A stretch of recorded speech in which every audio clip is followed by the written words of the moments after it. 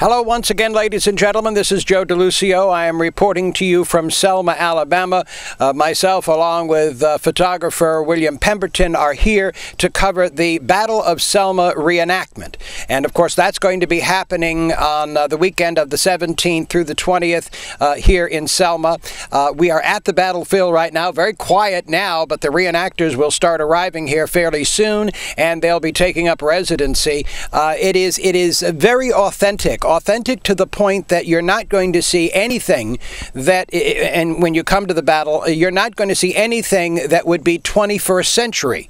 That is, there are tents that are reminiscent of the Civil War, and if there are places, if there are restrooms here, you really won't see them. This is supposed to be a living history experience for anyone who comes, and so with that in mind, everything will be as authentic as possible. So you're basically, when you park your car in City Park, which is behind me, you'll walk over a covered bridge, and then you will actually step into history. Step into the history of the area where the Battle of Selma occurred during the Civil War. Now, in these programs leading up to our coverage of the Battle of Selma, we're going to be talking about other things besides the battle, because if you can afford to spend 1 or 2 extra days here in Selma, you'll be able to see some other things that are very, very interesting. Museums, cemeteries, and certainly take advantage of the places to eat and the places to stay.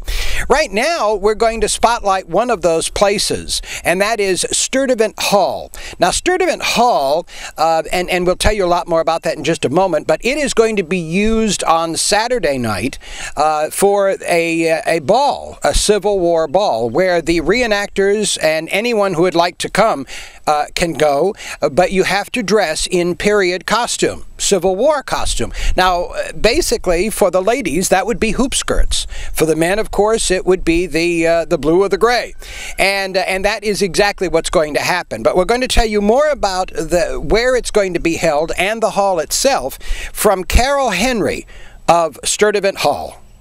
Carol, we're here in Selma, Alabama. This is a beautiful home. What's it called? This is called Sturdavent Hall Museum. And tell us a little history behind this home. Okay, originally this house was built to be a townhouse or a guest house for a man named Colonel Edward Watts. And Colonel Watts lived out in the county 8 or 9 miles, but he wanted a townhouse where he could entertain his guests, where there was a lot of other activities going on in Selma. He had this house built in 1853. Now, I noticed that it looks very good. I guess when troops came through, maybe they didn't come down this street. They may not have come down this street. They came very close, though.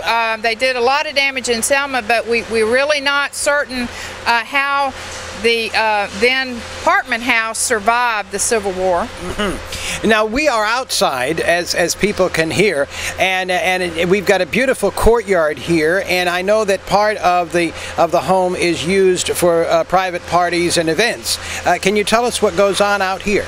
Well, we have a lot of weddings, particularly in the spring and the fall, because people do like to have their events outdoors, and the weather is so nice here in the spring and the fall. We've got weddings every weekend from now on into July. We have the Battle of Selma Ball coming up next weekend. We have a big spring fundraiser, a high tea and art show coming up the end of April. So there's generally, in the spring and the fall, there's something going on at Sturdavent Hall every weekend.